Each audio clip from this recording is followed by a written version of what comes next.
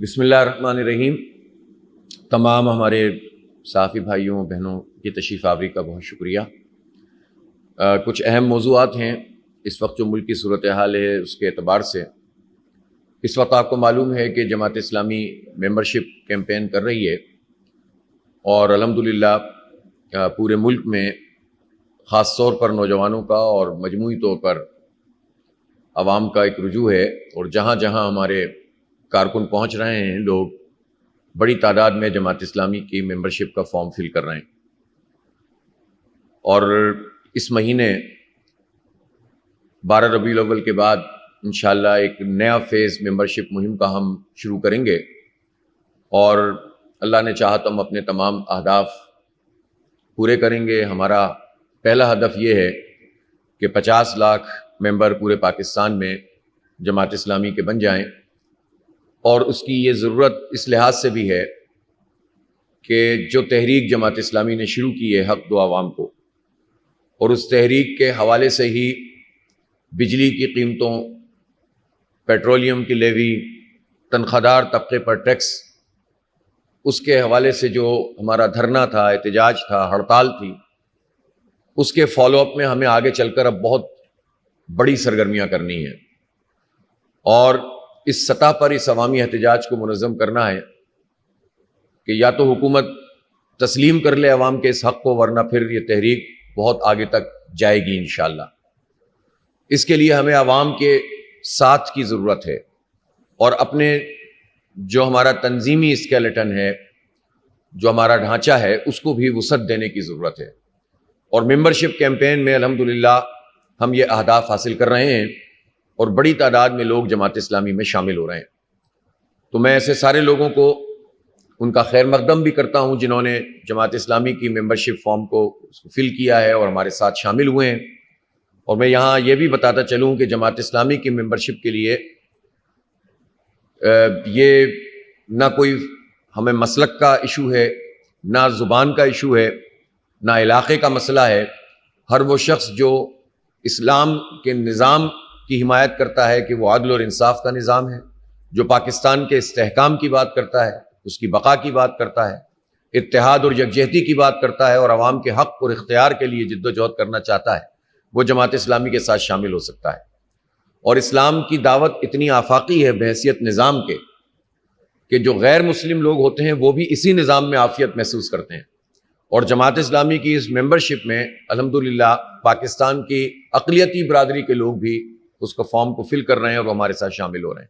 تو یہ بہت بڑی اچیومنٹ ہے کہ جماعت اسلامی عوام میں تیزی کے ساتھ اپنی جو مقبولیت ہے اور اپنی جو تنظیم ہے اس کو بڑھا رہی ہے، اور اس کے دوسرے مرحلے پہ ہم پورے پاکستان میں مختلف سطحوں پر، نچلی سطحوں پر کمیٹیوں کا قیام عمل میں لائیں گے، جس میں گراس روٹ لیول پر یہ ایک طاقت بنے گی، اور اللہ نے چاہا تو یہ طاقت پاکستان کے استحکام کے لیے اور عوام کے حق کے لیے ایک مؤثر جو ہے وہ ذریعہ ثابت ہوگی انشاءاللہ۔ میں نے اسی سلسلے میں ہماری پوری ٹیم دورہ کر رہی ہے۔ میں خود بھی کل پشاور میں تھا، اس سے پہلے اسلام آباد میں، اس سے پہلے کراچی میں، اور پورے پاکستان میں ہی الحمدللہ دورے ہو رہے ہیں، وزٹس ہو رہے ہیں، اور ہر جگہ ہمیں ایک بہترین رسپانس نظر آ رہا ہے۔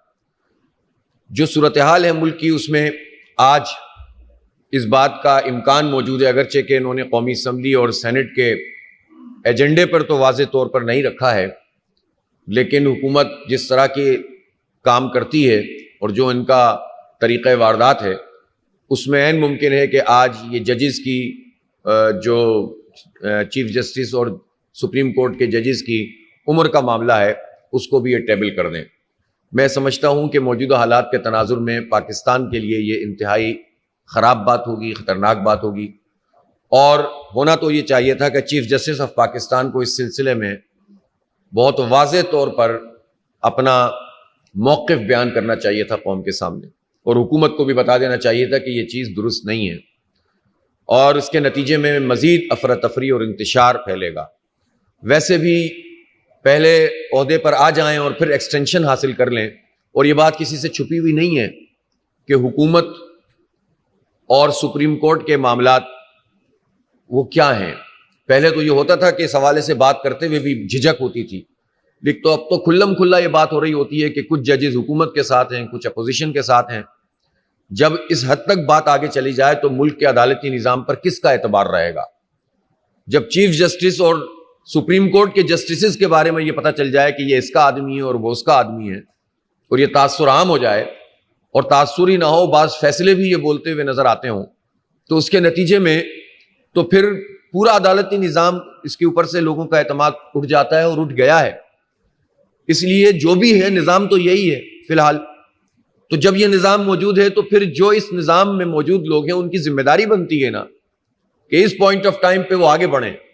میں آج بھی توقع رکھتا ہوں کہ چیف جسٹس آف پاکستان سامنے آئیں گے اور اپنا موقف قوم کے سامنے پیش کریں گے کہ نہ مجھے ایکسٹینشن چاہیے اور نہ یہ وقت ہے کہ جس میں ججز کی عمر کو بڑھایا جائے.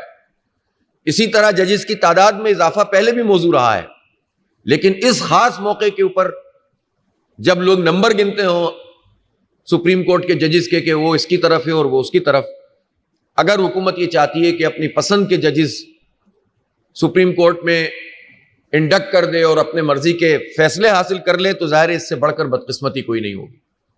اس لیے اس مسئلے کو حکومت کو نہیں چھیڑنا چاہیے، اور ہم بہت پوری قوم دیکھ رہی ہے کہ کون سی پارٹی کیا موقف اختیار کرتی ہے. اگر تو یہ مسئلہ ہے کہ لوگوں کو دھمکایا جا رہا ہے، ڈرایا جا رہا ہے، تو اس کو سیریس طریقے سے اس کا نوٹس لینا چاہیے. میں سلمان اکرم راجہ کے ان بیانات پر نوٹس لینے کا مطالبہ کرتا ہوں کہ جس میں انہوں نے کہا ہے کہ ہمارے ممبران کو، ان کے گھر والوں کو، اہل خانہ کو ڈرایا اور دھمکایا جا رہا ہے. اگر تو ان کی یہ بات غلط ہے تو بھی سامنے آ جائے، اور اگر ان کی یہ بات صحیح ہے تو اس سے بڑھ کر بدنصیبی کیا ہو سکتی ہے، فاشزم کیا ہو سکتا ہے اس سے بڑھ کر کہ آپ اپنی مرضی کا فیصلہ اور اپنی مرضی کی ترمیم کروانے کے لیے پارلیمنٹ کے ممبران کے ساتھ یہ سلوک کریں اور ان کے گھر والوں کے ساتھ. یہ تو ناقابل قبول چیز ہے، اور کتنا جمہوریت کو پامال کیا جائے گا. ایک طرف میثاق پارلیمنٹ کی بات کرتی ہیں یہ پارٹیاں، اور دوسری طرف حکومت اپنی مرضی کی ترمیم کرنے کے لیے اس طرح کے اگر ہتھ کنڈے استعمال کرتی ہے تو اس سے بڑھ کر خراب بات کیا ہو سکتی ہے. لہٰذا اس کا نوٹس بھی لیا جائے، اس کی انکوائری بھی کی جائے، اور ایسی آئینی ترمیم اگر ہو بھی جائے گی تو اس کی کیا حیثیت ہوگی پاکستانی قوم کی نگاہ میں. خود آئین کو بے وقت کرنے والا یہ عمل ہے.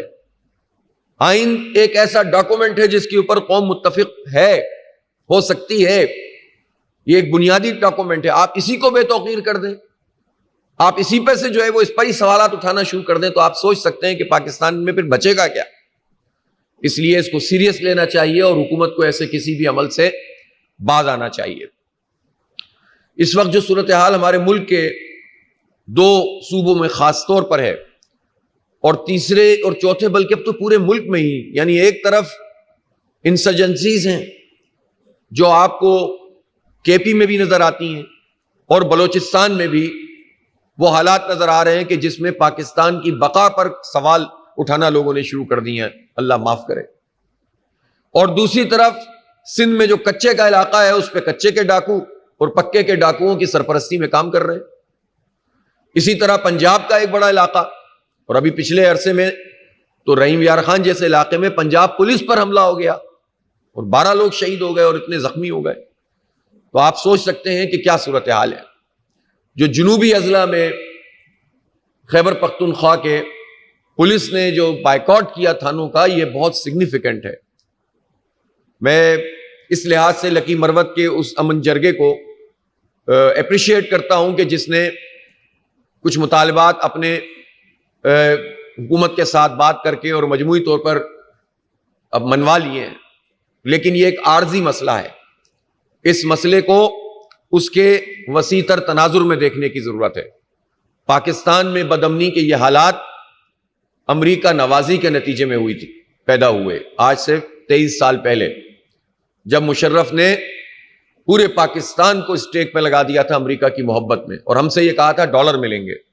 وہ ڈالر تو پتہ نہیں کس کو ملے، لیکن پاکستان کی معیشت 150 سے $250 اور $200 تک، ارب ڈالر تک تباہ ہو گئی، برباد ہو گئی، اور آج تک ہم بھگت رہے ہیں. اسی طرح سے 1 لاکھ کے قریب لوگ ہیں جو شہید ہو چکے ہیں، جس میں فوجی افسران ہیں، پولیس کے لوگ ہیں، سویلینز ہیں، عام آبادی کے لوگ ہیں. بہت سارے لوگ تو کولیٹرل ڈیمیج میں دنیا سے رخصت ہو گئے، فوجی آپریشنوں کی نظر ہو گئے. اور اس سے بڑھ کر خراب کوئی بات نہیں ہو سکتی کہ فوج اور عوام آپس میں سامنے آ کر کھڑے ہو جائیں، فوج اور پولیس سامنے آ کر کھڑے ہو جائیں۔ لہٰذا اس مسئلے سے نکلنے کی ضرورت ہے ہر صورت میں۔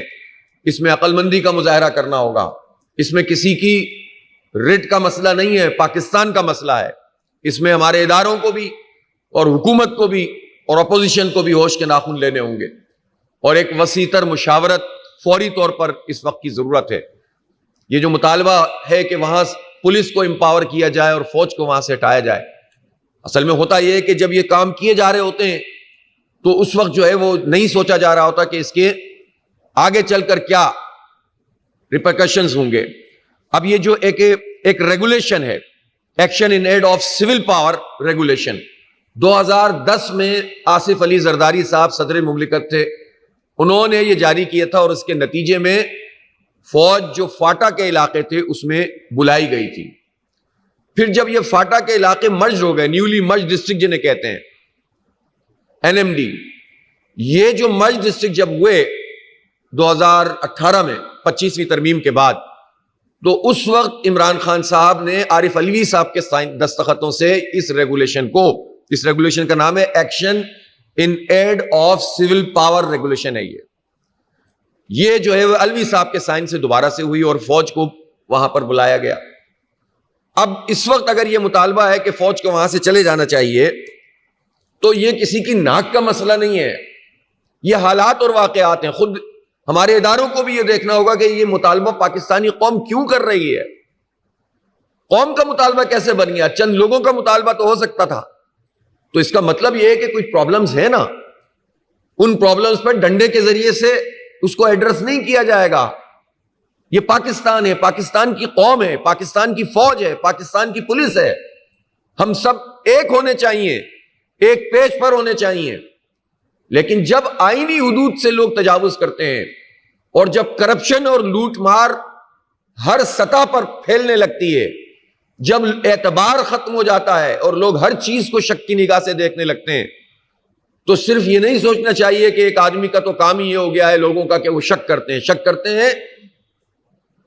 if there is a smoke there is a fire، اگر دھواں اٹھ رہا ہے تو پیچھے آگ تو ہوگی نا، کوئی رائی ہوتی ہے تو پہاڑ بنتا ہے، کوئی پر ہوتا ہے تو کوا نظر آتا ہے لوگوں کو۔ اس لیے خود ہمارے اداروں کو یہ سوچنے کی ضرورت ہے کہ ان کے کنڈکٹ میں کہاں کہاں خرابی موجود ہے، کیوں لوگ اب کرپشن کے الزامات لگاتے ہیں۔ یہ اسمگلنگ جو ہوتی ہے پورے بلوچستان کے بارڈر سے، وہ کیسے ہو سکتی ہے ایف سی کی مرضی کے بغیر؟ ایکشن ہونا چاہیے نا۔ آپ پہلے آرمی کی کورٹ سے شروع کریں اور پھر اس کے نتیجے میں ایک اعتبار قائم کریں، لوگ خود بخود سمجھ جائیں گے کہ مسئلہ اب جو ہے ریزالو ہونے لگا ہے۔ اسی طرح اگر لوگوں کو خوف یہ ہو کہ حالات بگڑے اور اس کے بعد جو منرلز ہیں، جو ماربلز ہیں، جو آنکس ہے، جو گرینائٹ ہے اور جو کرومائٹ ہے اور جو تانبا ہے، ان سب کے اوپر سب کی نظر آنا شروع ہو گئی ہے، تو یہ بہت بڑا ٹرسٹ ڈیفیسٹ ہے، اس کو ایڈریس کرنا پڑے گا۔ اور ریت میں منہ ڈال کر آپ خطرات سے بچ نہیں سکتے شتر مرغ کی طرح، آپ کو حالات کو فیس کرنا پڑے گا۔ اور یہ بات اچھی لگے یا بری، اس مسئلے کو ایڈریس کیے بغیر پاکستان آگے نہیں بڑھ سکتا۔ اس لیے کرپشن کی ہر سطح پر، چاہے وہ بیوروکریسی میں ہو، چاہے وہ اداروں میں ہو، چاہے وہ حکومت میں ہو، اس کو ایڈریس کرنا پڑے گا، اس کو ختم کرنا پڑے گا۔ اور جو جتنا با اختیار ہے، جتنا طاقتور ہے، اس کی سب سے زیادہ ذمہ داری ہے۔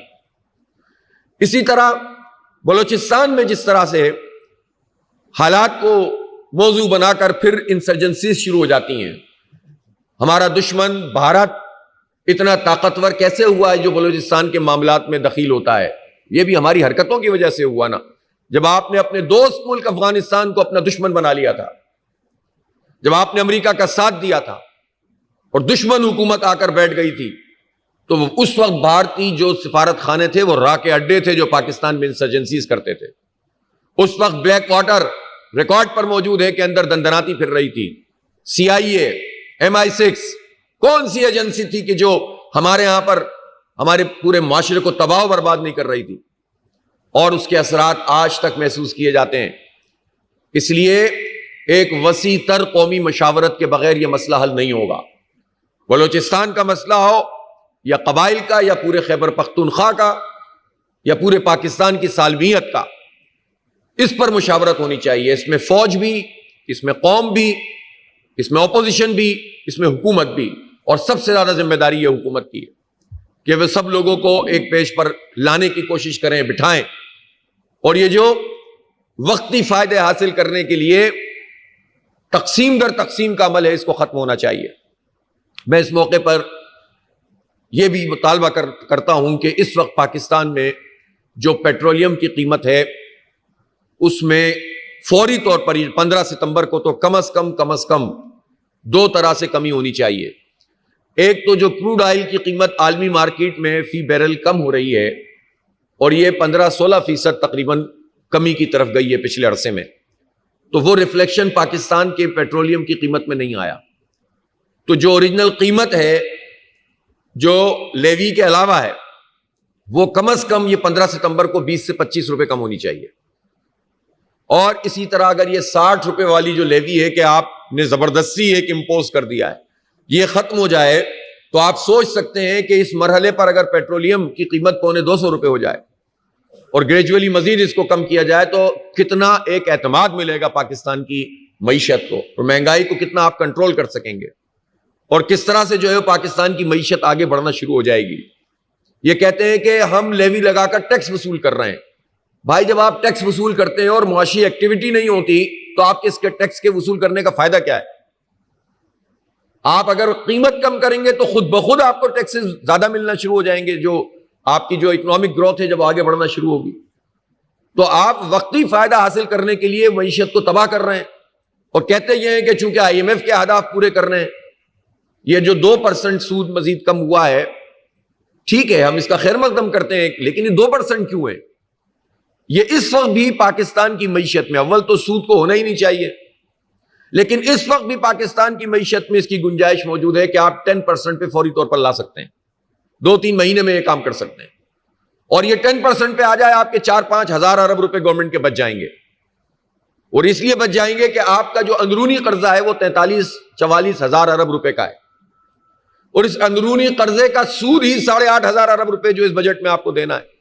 اگر آپ یہ انٹرسٹ ریٹ کم کر دیتے ہیں تو خود بخود 4,000 ارب روپے بچیں گے، اور 4,000 ارب روپے بچنے کا مطلب ہے کہ آپ بجلی کی قیمت اس کی لاگت کے مطابق کر سکتے ہیں، اور جو ہمارا جنون مطالبہ ہے.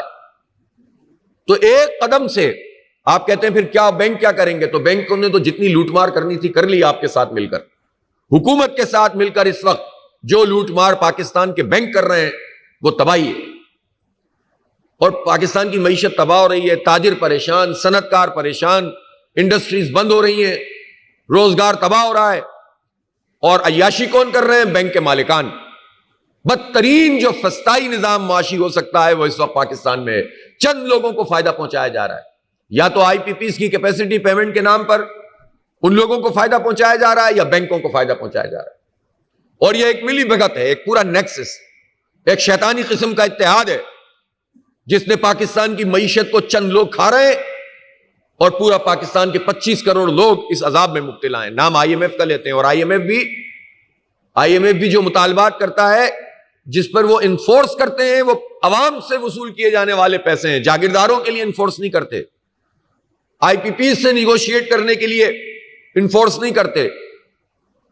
اور اب تو حکومت خود جو یہ بات کرتی تھی کہ ہم IPPs سے بات نہیں کر سکتے، اب جب نیگوسیشن شروع ہوئی ہے اور اس کے نتیجے میں کچھ IPPs نے اپنے آپ کو پاکستان روپیز میں معاملات کرنے اور اپنے ریٹ کو کم کرنے کی بات کی ہے تو ہم اس کو اپریشیٹ کرتے ہیں.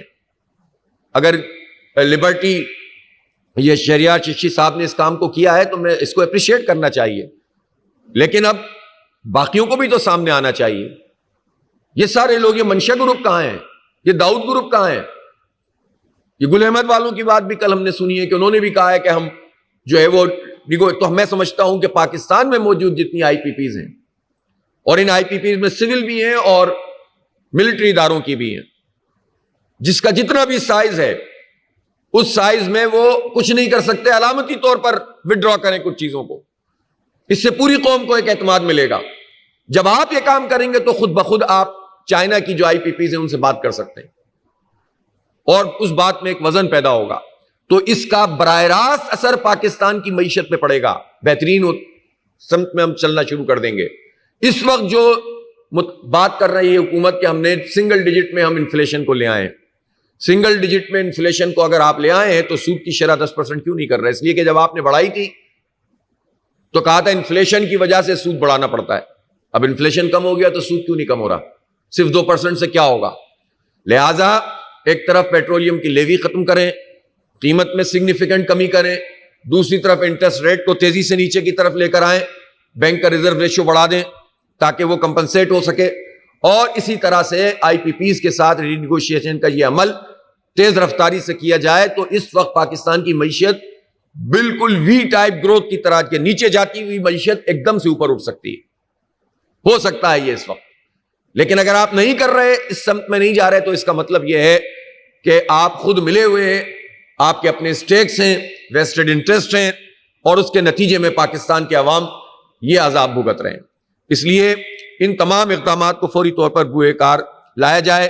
میں ایک مرتبہ پھر یہ مطالبہ کرتا ہوں کہ حکومت ججز کی عمر اور ان کی تعداد کے حوالے سے اس بل سے باز رہے اور پاکستان میں ایک نیا کیوس نہ پھیلائے۔ جمہوری آزادیاں سب کو ملنی چاہیے، سب کو اجازت ہونی چاہیے کہ وہ آئینی اور جمہوری فریم ورک میں رہ کر پاکستان میں جلسہ کر سکے، جلوس نکال سکے، احتجاج کر سکے۔ یہ حق ہمیں پاکستان کا آئین دیتا ہے اور کوئی حکومت اس بات کا اختیار نہیں رکھتی کہ اس آئینی حق کو وہ سلب کر سکے۔ بہت شکریہ۔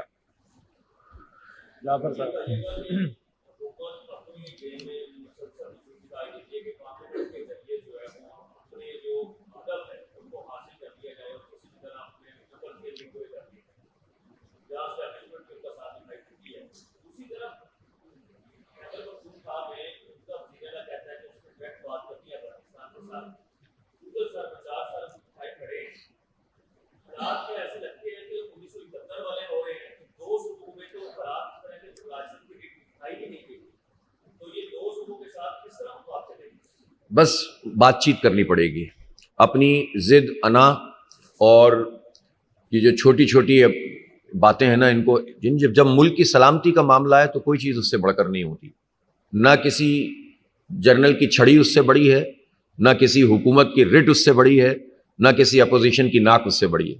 پاکستان سب کے لیے سب سے بڑا ہونا چاہیے، اور جب پاکستان کی بات آئے تو پھر افغانستان سے بھی بات ہو سکتی ہے، اور پاکستان کے اندر پاکستانیوں سے کیوں نہیں بات ہو سکتی؟ تو گریٹر ڈائلاگ ہونا چاہیے، اور سب سے زیادہ جس کے پاس طاقت ہے اس کی سب سے زیادہ ذمہ داری ہے۔ ذمہ داری کا ثبوت دیں گے تو یہ مسئلہ انشاءاللہ ریزالو ہو جائے گا، اور اگر آپ خود اپنی صفوں میں انتشار رکھیں گے تو باہر کی قوتوں کو موقع ملے گا، اور خدا نہ خواستہ پاکستان کے ساتھ جو ہے وہ کچھ اور سلوک بھی ہو سکتا ہے۔ نہیں، میرا خیال ہے کہ اگر امین گنڈا پور نے یہ اعلان کیا کہ ہم بات کریں گے، ان کو بھی یہ چاہیے تھا کہ اس سلسلے میں اگر یہ پیشکش وہ کرتے کہ میں اس میں سہولت کاری کے لیے تیار ہوں، تو تمام پولیٹیکل ڈفرینسز کے باوجود وفاقی حکومت بیک فٹ پہ جاتی ہے۔ یہ جو کریڈٹ لینے والا مسئلہ ہے نا کہ میں یہ بات کر دوں ہوگا تو نہیں، لیکن میں ہیرو بن جاؤں گا باقی زیرو بن جائیں گے، وہ طریقہ ٹھیک نہیں ہے۔ علی امین گنڈا پور اگر اس میں سیریس ہیں، ہم معاونت کرنے کے لیے تیار ہیں کہ اگر افغانستان سے بات چیت ہو سکتی ہے تو وفاقی حکومت بھی آن بورڈ آئے، صوبائی حکومت کو بھی آن بورڈ لے، ظاہر ہے وہ کے پی ہے، اور اسی طرح سے جو لوگ بھی وہاں پر اپنا کوئی انفلوئنس رکھتے ہیں، علماء کرام ہیں، جماعت اسلامی ہیں، آپ سب کو آن بورڈ لے سکتے ہیں اور ایک عمل شروع کر سکتے ہیں، اس لیے کہ ہم افورڈ نہیں کر سکتے کہ پڑوسی آپس میں لڑیں اور سب کچھ تباہ ہو جائے۔ اسی طرح سے جو انٹرنل ایشوز ہیں ان سب کے اوپر بھی، جس طرح ایک لکی مروت میں جرگہ کامیاب ہو سکتا ہے، بنو میں کامیاب ہو سکتا ہے، تو پورے پاکستان میں جرگہ کیوں نہیں کامیاب ہو سکتا؟ جی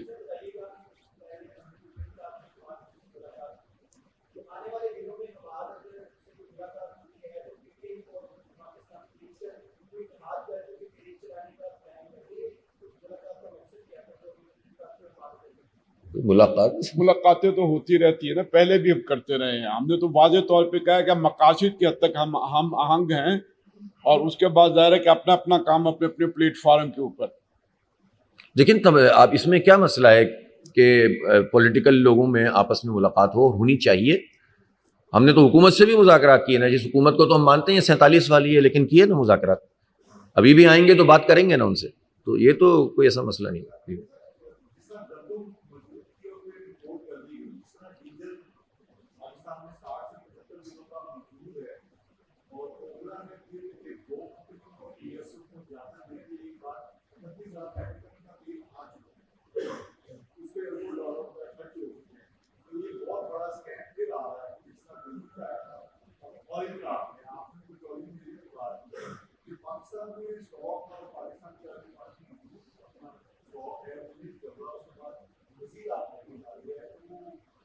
اس میں دو باتیں ہیں. ایک تو یہ کہ گندم کے کیس میں اور اس میں ایک فرق یہ ہے کہ پیٹرولیم کی بہرحال کھپت ہے پاکستان میں.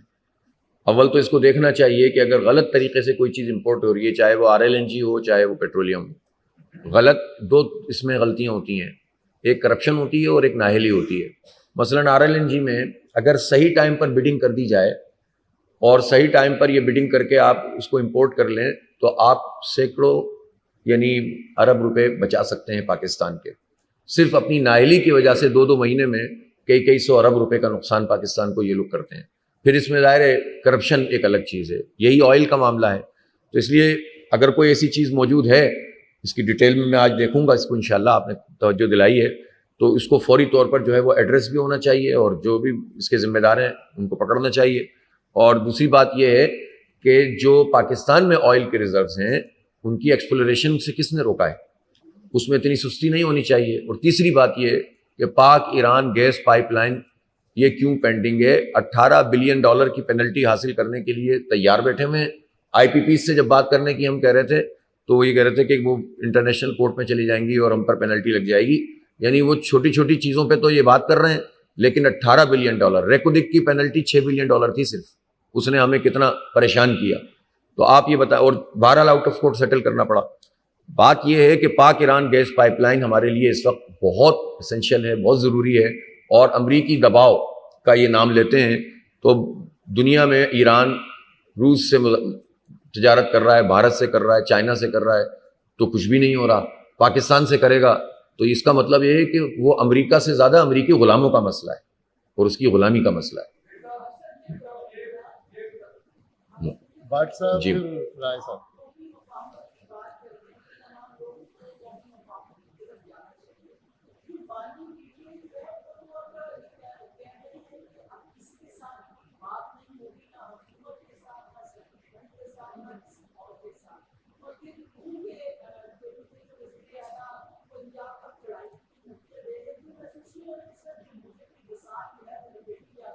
دیکھیں، میں اسی لیے تو کہہ رہا ہوں کہ معاملات کو اس جگہ پہ نہیں آنا چاہیے پھر جس کے پاس کسی کے پاس بھی کچھ نہ بچے. اور یہ ذمہ داری جو ہے وہ پاکستان کی حکومت کی سب سے زیادہ ہے اور ذات میں اپوزیشن کی. بھائی وہ مذاکرات کر رہے تھے تبھی تو انہوں نے روکے ہیں نا. خان صاحب مذاکرات کر رہے تھے نا، اسی لیے تو انہوں نے کہا اب نہیں کریں. اس کا مطلب ہے کہ چینلز موجود تھے، بات چیت ہو رہی تھی تو ان چینل کو بحال رہنا چاہیے. جو بھی بات چیت ان کی ہو رہی ہے ملک کے مفاد میں بات چیت کا عمل تو جاری رہنا چاہیے نا. بھئی ہم پاکستانی کے لوگ ہیں نا، تو اس میں بات چیت کرنے میں کیا مسئلہ ہے؟ لہٰذا ایسے اقدامات جس میں اپوزیشن کو یہ کہنا پڑے کہ ہم بات چیت بند کر رہے ہیں تو یہ تو حکومت کی سب سے بڑی ناکامی ہوتی ہے.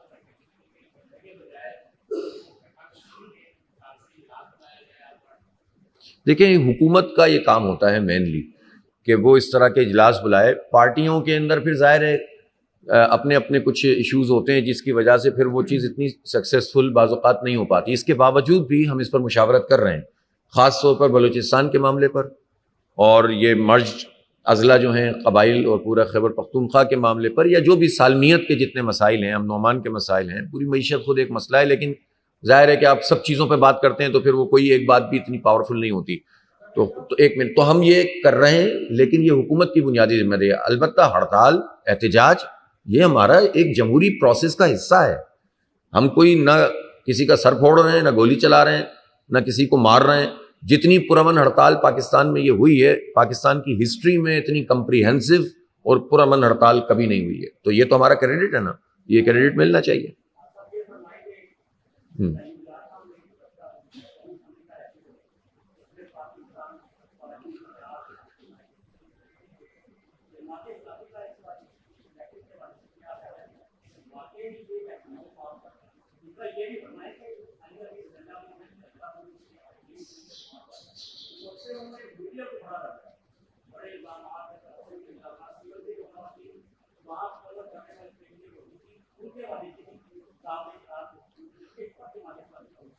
بہت افسوسناک ہے. میں اسی سے شروع کرتا ہوں. علی امین گنڈا پور صاحب کو اس پوری قوم سے معافی مانگنی چاہیے. اصل میں صرف صحافیوں کو برا کہہ کر آپ یہ نہیں کہہ سکتے کہ آپ نے صحافیوں کے خلاف بات کی ہے. یہ جو لینگویج کوئی نیشنل لیڈر یا کسی قومی جماعت کا لیڈر جب وہ زبان استعمال کرتا ہے تو وہ پوری کروڑوں بچوں کی تربیت کر رہا ہوتا ہے, اس کا پیٹرن سیٹ کر رہا ہوتا ہے. تو یہ بہت ذمہ داری کا کام ہے.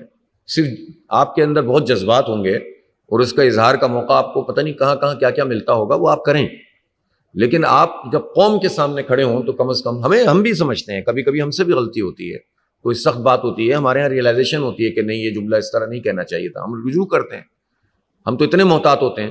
لیکن ایک وزیر اعلیٰ کی سطح کا آدمی اس طرح کے جملے استعمال کرتا ہے تو وہ صرف صحافیوں کی توہین نہیں کی انہوں نے, بلکہ ایک طرح سے پوری پاکستانی قوم کو ریپرزینٹ کر کے ان کی توہین کی ہے. تو انہیں اس سے رجوع کرنا چاہیے, معافی مانگنی چاہیے. البتہ وہ گریونسز بھی ایڈریس ہونے چاہیے جس کی وجہ سے بندے کو اس طرح سے بولنا پڑتا ہے.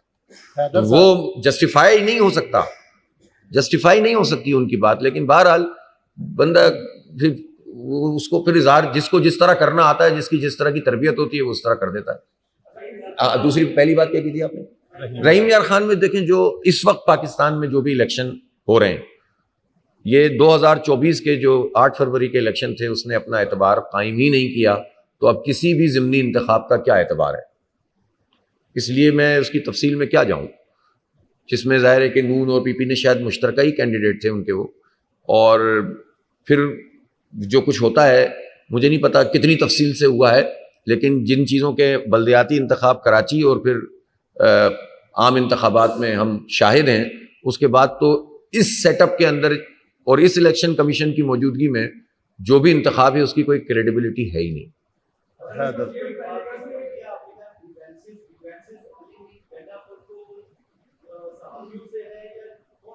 سر میں نے تو آپ کو صحافیوں سے نہیں, صحافیوں سے کیوں ہوں گے؟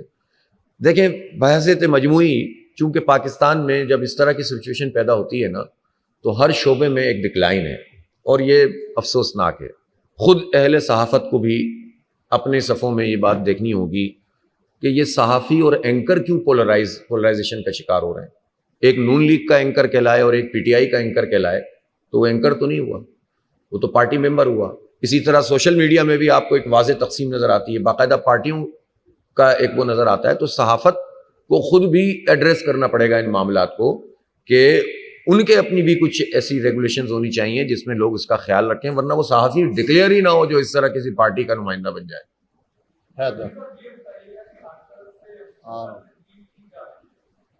کس پر؟ ہر طرف سے جی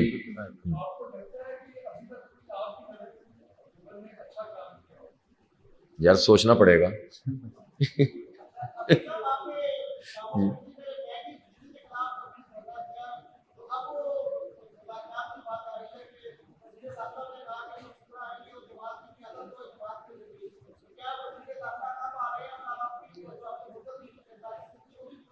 جب مدت پوری ہوگی تو ہم آپ کے سامنے پورا پلان رکھیں گے انشاءاللہ, ہم پیچھا نہیں چھوڑیں گے ان کا. پہلی بات تو یہ ہے. دوسری بات یہ ہے کہ یہ انہوں نے کچھ اقدامات کیے ہیں جو انہوں نے بھی سوال کیا تھا نا کہ 14 روپے کم کیے. اب میں اس کو کیسے اپریشیٹ کروں جب پورا پاکستان کہتا ہے کہ آپ نے ایک صوبے کے لیے کیوں کیا؟ خود ہی تقسیم پیدا کرتے ہیں نا آپ, جبکہ آپ کی 2-3 صوبوں میں حکومت ہے. اگر پیپلز پارٹی ہے وہ بھی آپ کی اتحادی ہے, بلوچستان میں بھی آپ کی حکومت ہے, اور پنجاب میں بھی آپ کی حکومت ہے, اور وفاق میں بھی 4 حکومتیں آپ کے پاس ہیں. تو آپ ان 4 حکومتوں کا کمبائنڈ کوئی کام کرتے ہیں نا تو اس کے نتیجے میں یکجہتی بھی پیدا ہوتی ہے. آپ خود ہی تقسیم پیدا کر دیتے ہیں, اور ایک ریلیف جو محدود پیمانے پہ ملا اس کو بھی آپ نے خراب کر دیا. ہم یہ سمجھتے ہیں کہ اس طرح 14 روپے کے ریلیف سے مسئلہ حل نہیں ہوگا, بنیادی ٹیرف میں کمی کرنی چاہیے, اور اس طرح سے جو ہے وہ بات آگے بڑھنی چاہیے.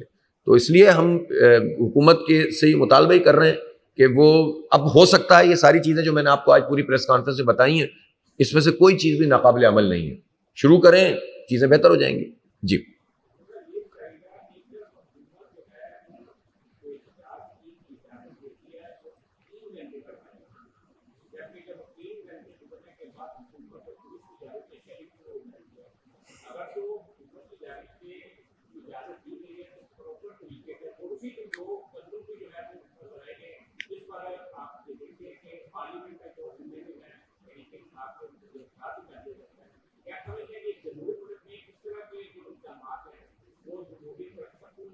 یہ جمہوری اقدامات ہی نہیں ہے تو فسطائی اقدامات ہیں اور کسی صورت میں قابل قبول نہیں ہے.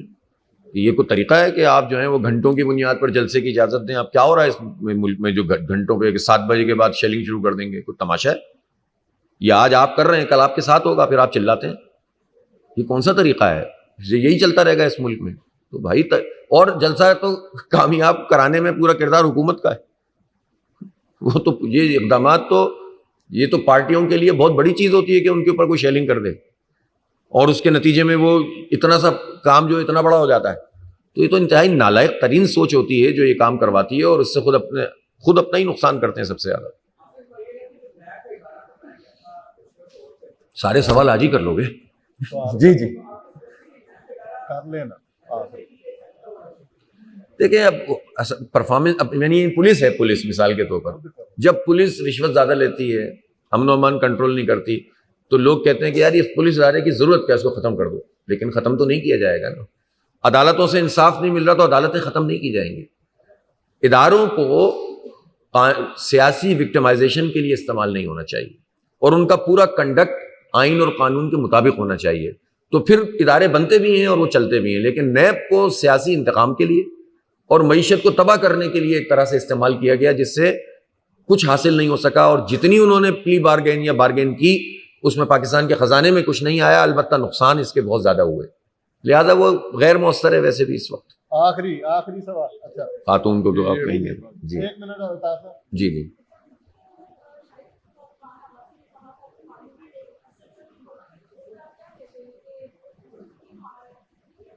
وہ تو پرائم منسٹر رہے ہیں، اگر وہ یہ بات کہہ رہے ہیں تو بات کو سیریس لینا چاہیے کہ انہوں نے ایسی بات کیوں کہی ہے. وہ ایک سمجھدار آدمی ہیں شاہد خاقان عباسی صاحب، اور انہوں نے اگر اس طرح کی بات کی ہے تو کوئی اس کے بیک گراؤنڈ میں اس کی ایک حیثیت ہوگی نا پارلیمنٹ کی.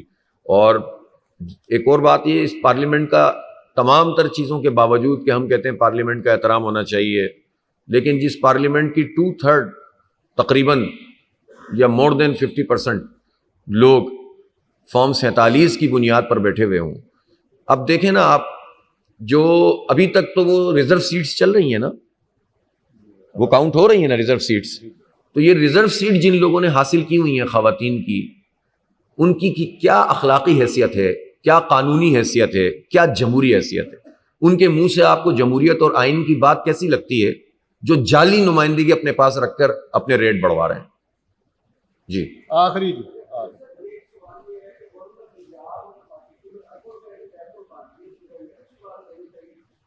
کیا کہیں گے؟